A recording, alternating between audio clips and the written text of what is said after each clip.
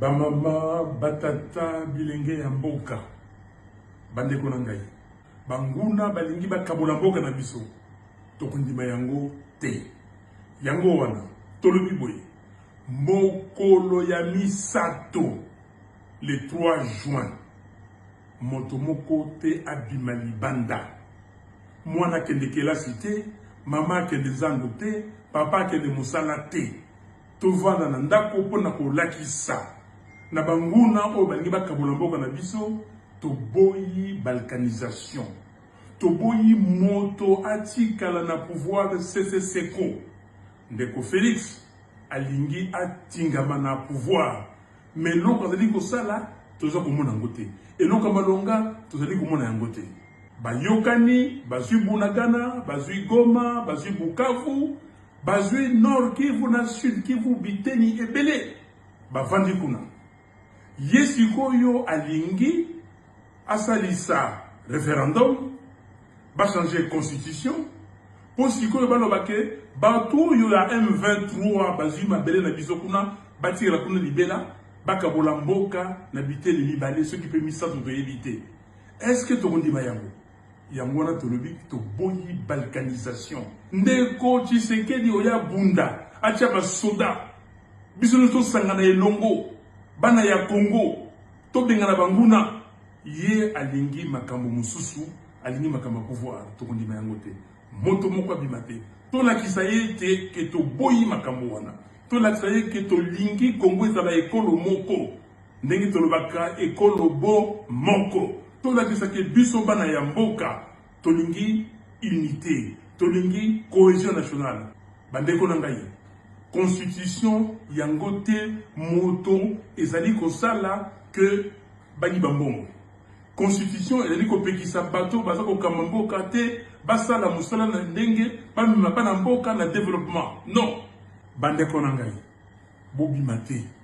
To vanda na ndako po to lakisa na Félix Tshisekedi ete to boyi changement ya constitution, to boyi atingama na pouvoir. Merci mingi, Nzambe abatela bino. Que je suis peut-être le seul à avoir battu campagne pour l'adoption de cette constitution. Les autres avaient carrément rejeté la constitution. Ils étaient restés sur place ici à Kinshasa, dans les bistrots, dans les ambassades, alors que j'étais sur le terrain en train de battre campagne pour l'adoption de la constitution. Parmi ceux qui avaient rejeté la constitution en vigueur, c'est l'Église catholique. D'ailleurs, je considère que c'est ma constitution.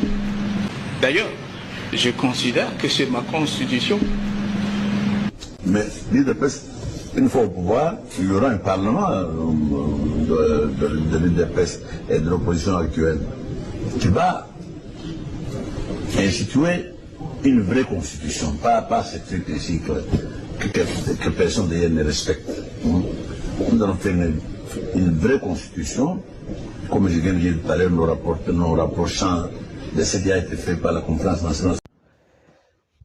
Merci beaucoup. Mbote nabana nyoso tu ya Congo démocratique. Toyeko senga bino merci. Merci na bino nyoso bana ya RDC. Partout tosili kozala tous les provinces ya Congo démocratique. Félicitations na bino, le Congo gagne. Tozana posa ya peuple oyo azali conscient.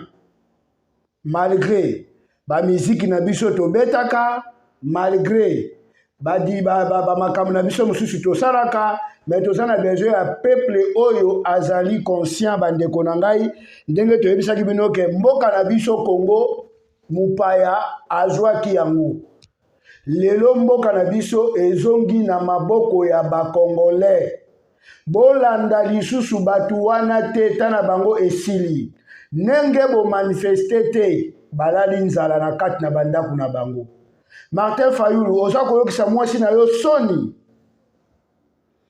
Martin Fayulu oza koyokisa ba famille papa na yo soni. Martin Fayulu ozali moins cher. Martin Fayulu tala nde baza kosomba yo na mwa bambongo ya mike vraiment yo muto tanga classe osala soki na bakote nini osala soki bapetrole soki ndenge nini me monguna azali kosomba yo na mwa bapiese ya mikie Martin Fayulu ezosala ngai soni. Moïse Katumbi yoka soni omoni direct oyo osali émission oyo osali ozoloba lingala na lingala yango oyebi te ezolakisa ke boza bapaya bandeko na nga. Botika Congo na maboko ya bakongolais, botika bakongolais bazwa responsabilité ya mboka na bango. Bandeko tozwa responsabilité ya mboka na biso. Sikoyo tokosala bango 3 tobakisi 0 epesi biso 30 toza na date na biso ya le 30 juin. Président Tshisekedi bana ya République démocratique du Congo tosengi na yo boye le 30 juin. Peuple nyon surtout a sepela na indépendance na ye parce que tango batu bazwaka ba indépendance na 1960 biso ba misusu oyo tozalaka te.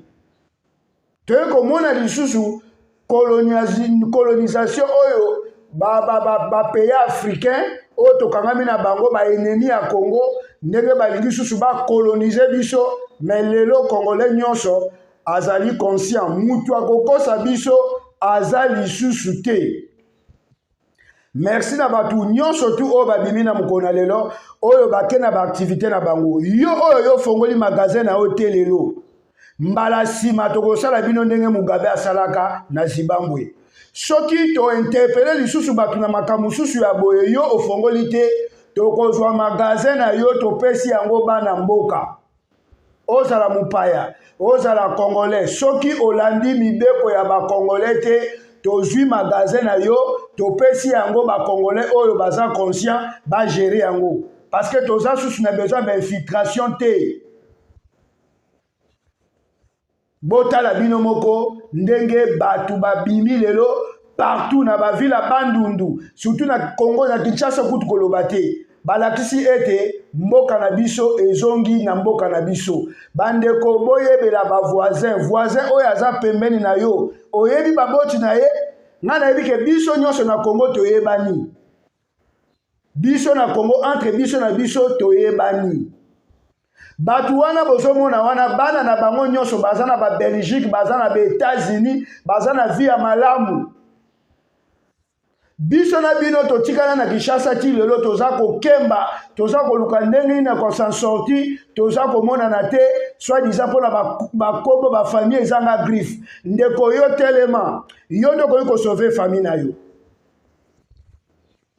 yo ndoko ko sauver famille na yo ko telema pona buzoba te ke mutu moko abengi yo tokende koyiba ou bien tokende koboma oboma bandeko no bakongolais ndenge tomona na moma ya Kabila apesa batu bambongo po baboma bakongolais mpe bosala yango lisusu te.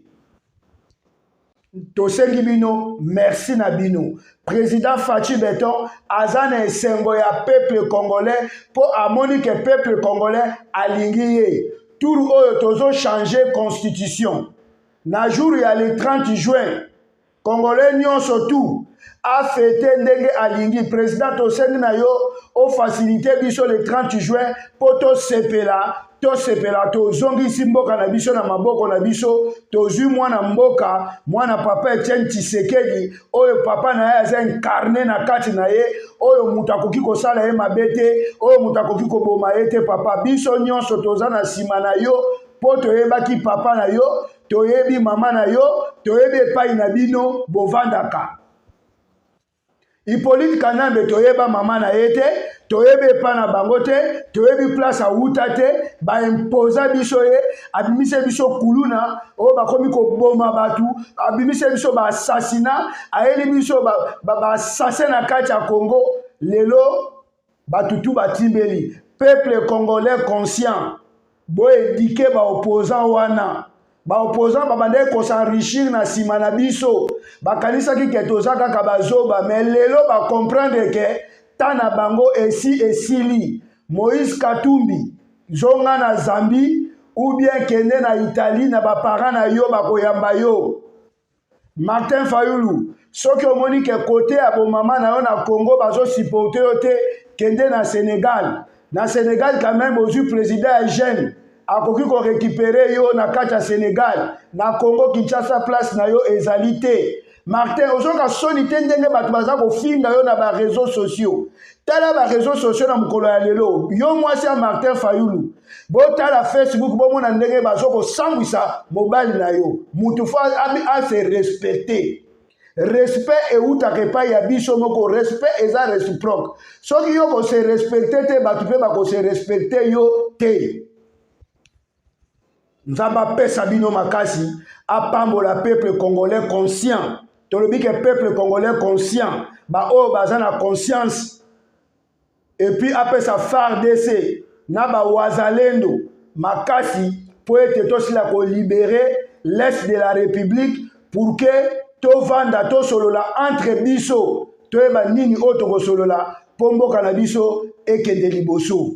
Bandeko munguna akosa bino te. Munguna akosa bino te. To souffrir mingi biso ba peuple congolais, plus précisément bana ya Kini. Lelo toza éparpillé, to ebite ndenge nini to kovanda ba koma ko finga biso ba danser de ndombolo. Parce que nini ba yaki po ba distraire biso po bango ba botola biso mboka. Bozwa conscience, bozwa conscience. Politique ezalaka na agité. Eza interdite soki mutu azoloba makambo politique ya mboka na ye. Ezali interdite epekisami te. Eza te na article moko te oyo apekisi peuple ala de la politique ya mboka na ye. La RDC c'est le pays le plus riche du monde. La RDC ezali le pays le plus riche du monde. Ezali devant États-Unis, ezali devant Israël bamboka wana nyonso. Bouti kolanda ndenge Kabila Kabange Hippolyte Kanambe toujours tellement qu'il est rebelle alingi aboma ancien président à CPI Mama Bintou Fatou a piégé a pesi rendez-vous pour na ba boma ye na bato ya Mossad. Mais maman wana azalaki sage azalaki prudente Nzambe a épargné ye. Boke bana ba rendez-vous ya bato ya Kabila oyo bazobenga kabino ndeko na ngai soki babengi yo na butu na telefone kende bokutana signale bandeko na yo kokende yo moko te. Tala ndenge Hippolyte alingi apiéger mutu oyo Hippolyte anga piéger za mutu mukete mutu munene Mama Bintou ancienne procureure de la CPI. Kabila alingi achaye pona ba minere na biso oyo ya yiba ateki alinga bomisa bana mama ya batu po azoko kasuzu ko bomisa ba congolais te. Bozwa conscience congolais, bozwa conscience. Nzambe apambola bino to féliciter bino na o nyonso to eleki lelo bo bimi bozwi ba occupation na bino. Nzambe apambola bino Fayulu alesa kabino te. Katumbi afuta kabino te. Mutu moko aya kokosa bino lisusu te. Wana alaki Kongo ya kala. Oyo ezali Kongo ya sika. Mutu na mutu landa makambo na yo. Soki mutu aye ko déranger yo, yo o déranger ye. Parce que na mboka na biso toza ba kayu. Mboka moka ko ndima te mupaya aya ko déranger ye. Bino ba paya oyo boyaka na Congo, bo respecter ba Congolais. Bo respecter ba Congolais. Bino ba policier, soki Congolais moko aye na commissariat na mupaya, bozwa para Congolais, Congo d'abord. Congo d'abord. Congo d'abord, ndenge ba pays tout bakumisaka Congo d'abord. Yo Congolais ala fier place yo zali, yeba ke yo d'abord avant mupaya. Tozongisa mboka na biso na maboko na biso. Oyo tu bato bako juger biso to ndima. Botika mboka na bapaya te, botelema bo sensibiliser batu nyonso. Oyo azana likamba koloba aloba, bokanga minoko te. Nzamba pambola bino, apesa bino susu makasi, apesa bino conscience, pona makambo toza kosala bitumbo toza kobunda, ezali bitumba ya molimo, meto kolonga, yo nanga tokolonga. Bima David a famille na yo, pour libérer famille na yo. Président Fachi Beton, omoni bana na yo ndenge bayoki, omoni Congo ndenge azana sima na yo, président, salela biso makambo ya kitoko papa, po ete tokende liboso.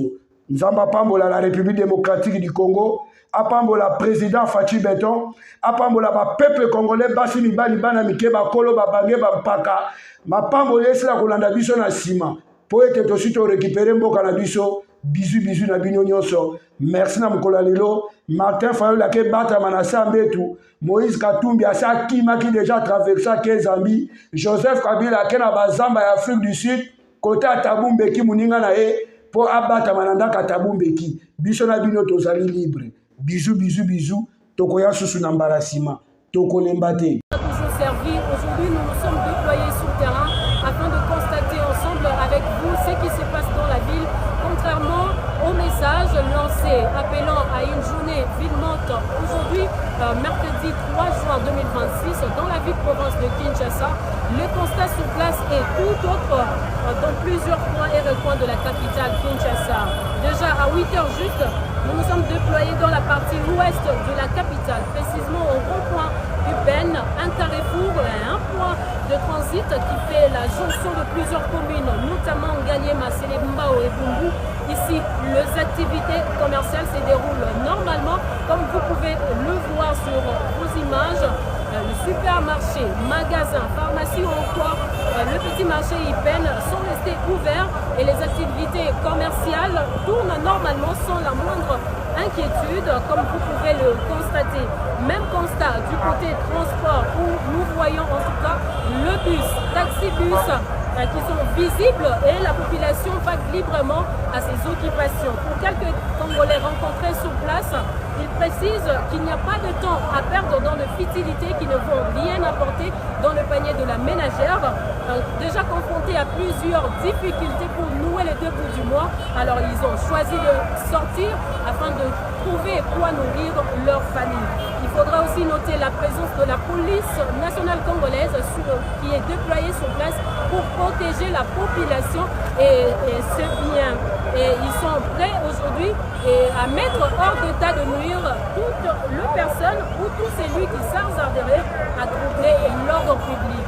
La vente continue au Solo Télévision sur place depuis le rond-point IPN, Aristote Batouma et Esther Yamoumé pour le compte de Solo Télévision.